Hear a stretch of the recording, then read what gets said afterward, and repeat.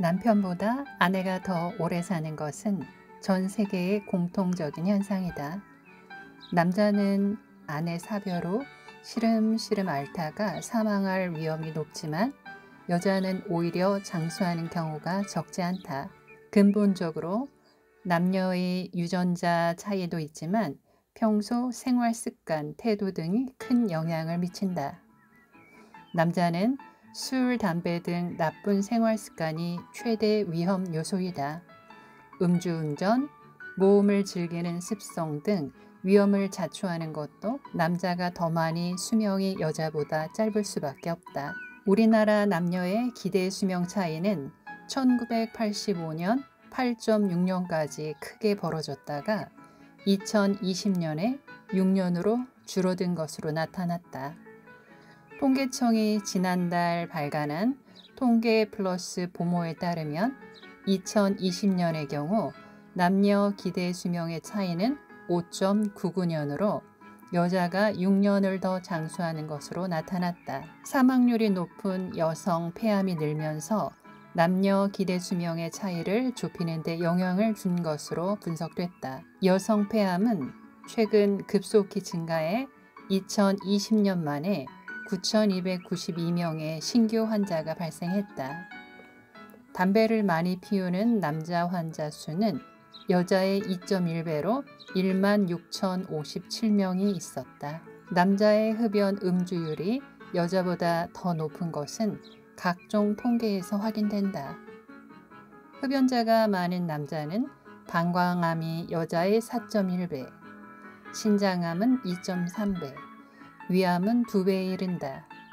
발암 물질이 많은 담배 연기는 폐뿐만 아니라 위, 신장, 방광 등 온몸을 침범해 암세포가 움트게 한다.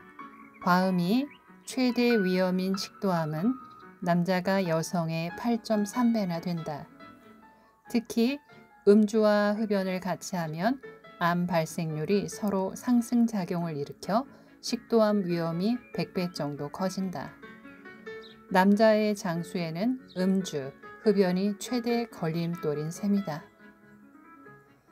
남자의 건강 수명에는 퇴직 이후의 생활 습관도 큰 영향을 미친다.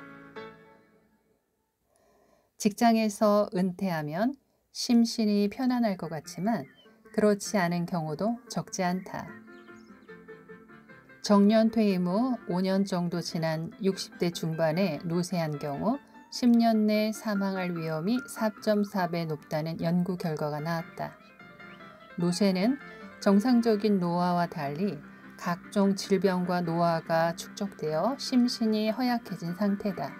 96만여 명을 대상으로 진행한 논문으로 미국 의사협회 국제학술지에 최근 발표됐다.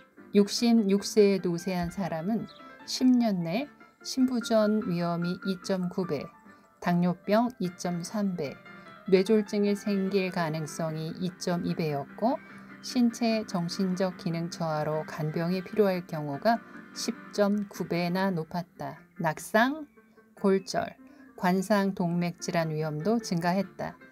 같은 나이라도 생물학적 노화 정도, 즉 노쇠 수준의 차이가 난 것이다. 요즘은 단순히 오래 사는 것보다 건강하게 오래 사는 건강수명의 가치를 더 중시한다. 100세를 살아도 병으로 누워지는 기간이 길면 장수의 의미가 옅어진다. 본인뿐만 아니라 가족도 힘들다. 젊을 때부터 올바른 식습관, 운동, 금연, 절주, 스트레스 관리 등을 통해 노쇠와 질병에 예방하는 것이 중요하지만 중년이라도 늦지 않다. 60세에 접어든 남자들의 급격한 노쇠를 막기 위해서는 퇴직 이후 생활 습관이 매우 중요하다. 규칙적인 운동도 좋지만 평소 몸을 자주 움직여야 한다. 아내와 설거지, 청소, 정리 등 집안일을 분담하여 몸을 움직이는 게 좋다.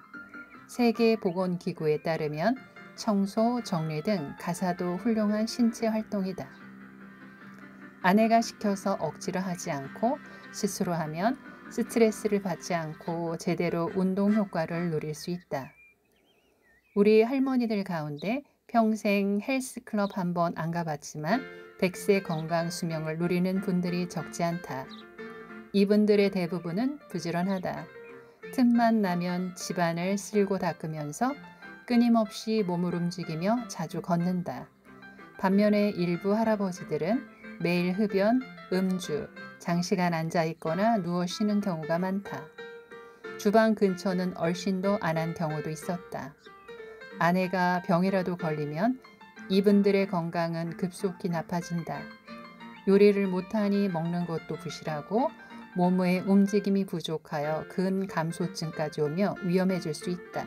이런 일부의 사례를 일반화할 수는 없지만 장수 관련 연구 논문에서 다뤄지기도 했다.